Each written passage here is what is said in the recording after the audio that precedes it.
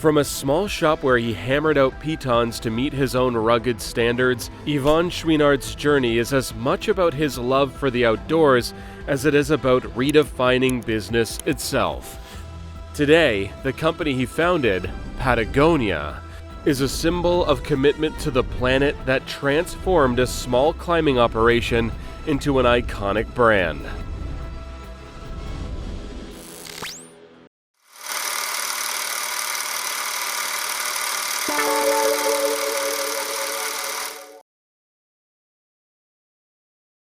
Yvon Chouinard was born in Lewiston, Maine in 1938, but his journey to becoming an icon of sustainable business began in California, where his family moved when he was a young boy. He grew up in a small coastal town and quickly developed a love for the outdoors. Above all, he found freedom and thrills in climbing.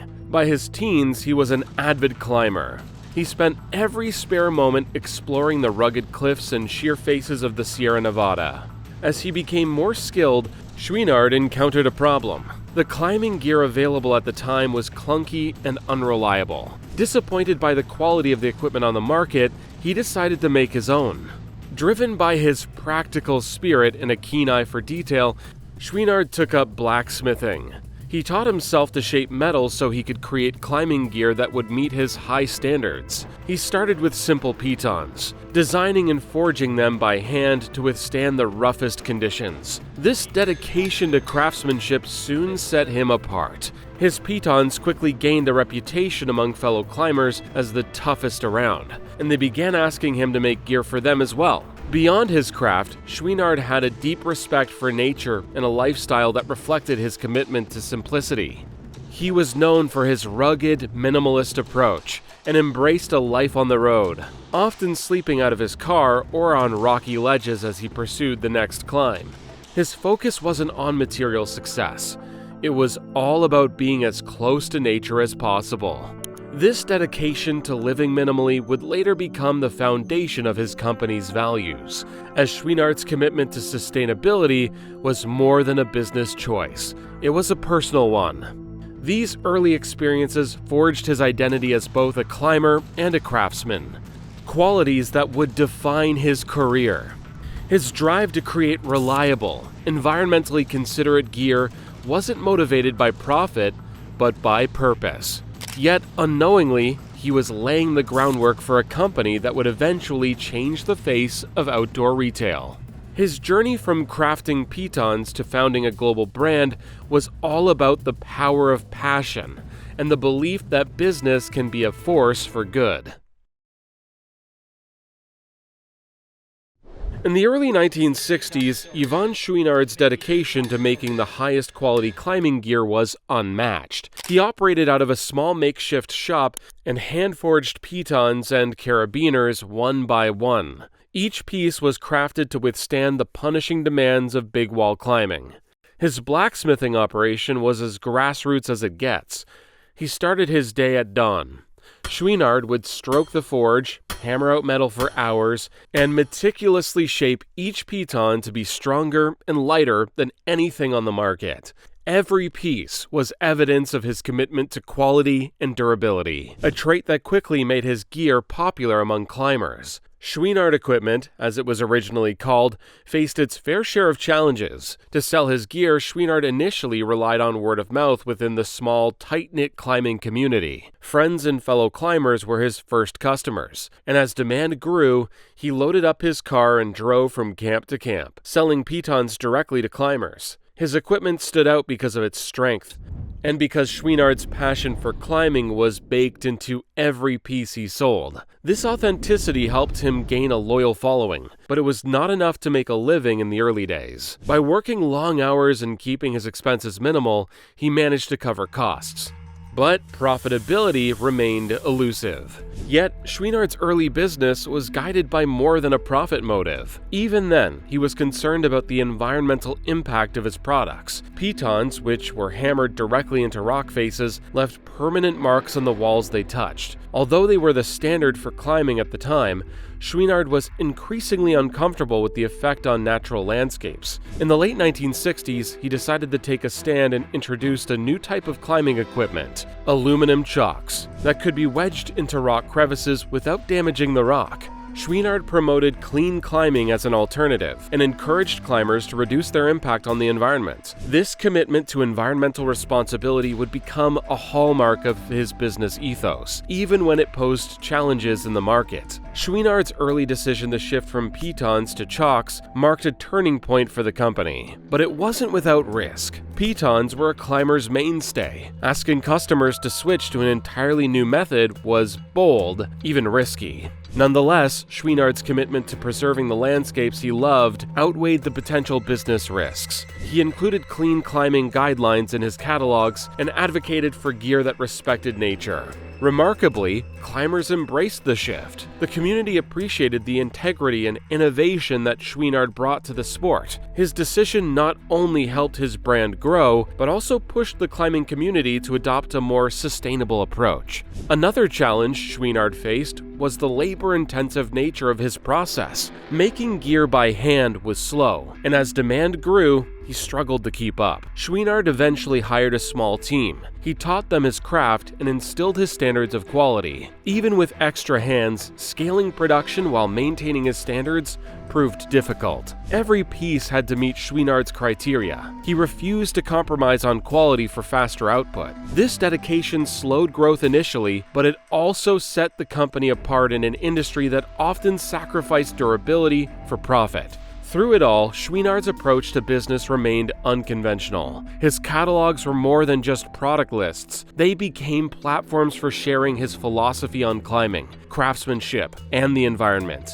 Rather than using flashy sales tactics, he relied on transparency and honesty, a rare approach that resonated deeply with his customers. His catalogs included essays on clean climbing and environmental preservation, and made it clear that his company wasn't just about selling gear, it was about making a positive impact. By the late 1960s, Chouinard equipment had carved out a niche known for its quality, integrity, and innovation.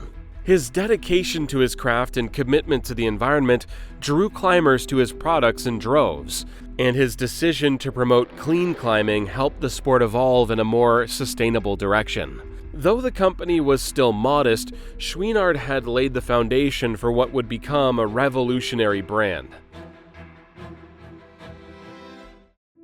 By the early 1970s, Yvon Chouinard had established a reputation for producing high-quality, innovative climbing gear. But it was a simple observation that would lead him to a new product line. During a climbing trip to Scotland, Chouinard noticed that rugby shirts made from thick, durable cotton held up better than traditional climbing shirts. They were tough enough to withstand harsh conditions, and the collars provided extra protection against rope friction.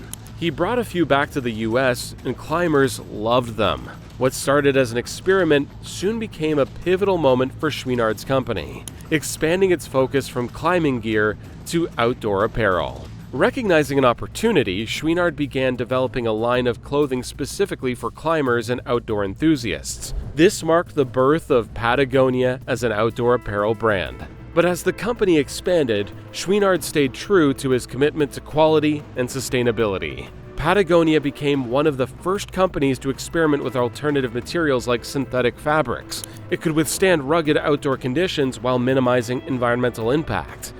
In 1985, Patagonia introduced fleece jackets made from recycled plastic bottles, a pioneering move that set a new standard in the industry.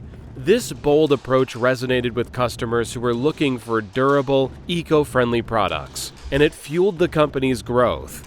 Environmental activism became a core value for Patagonia. Unlike many companies that treated environmental responsibility as an afterthought, Patagonia placed it front and center.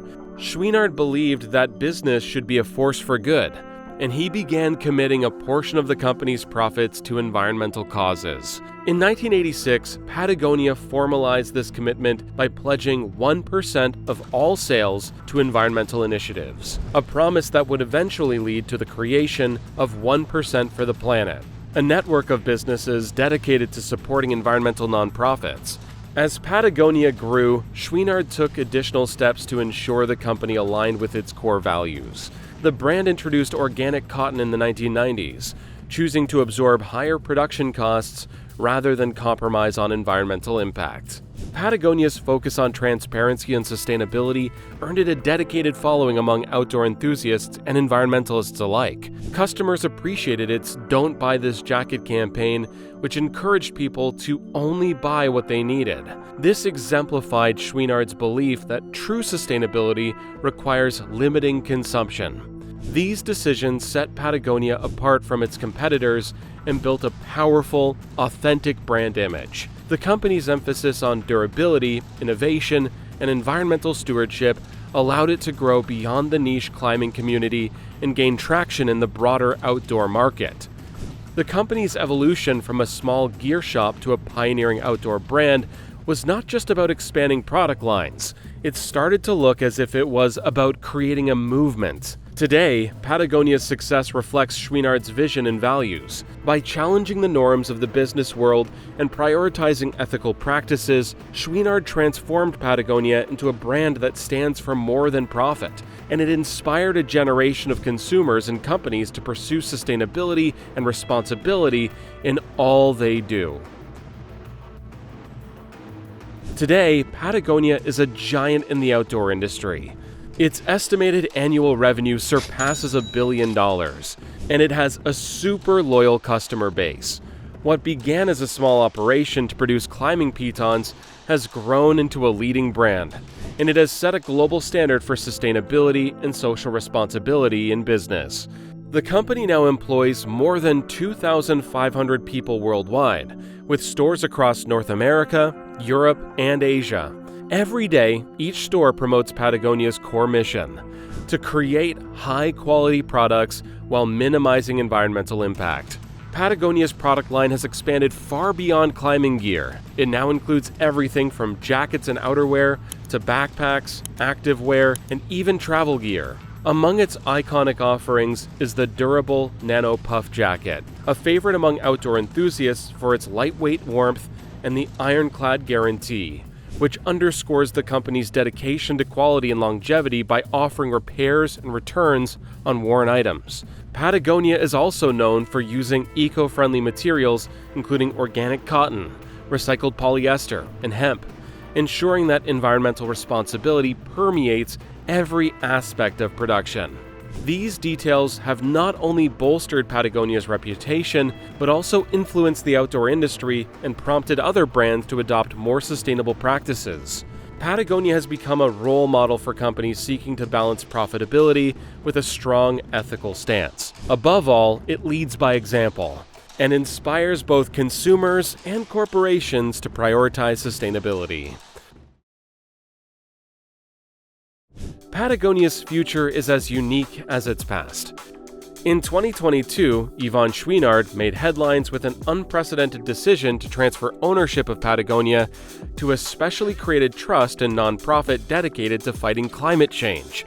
Under this new structure, all profits not reinvested in the business are directed towards environmental causes.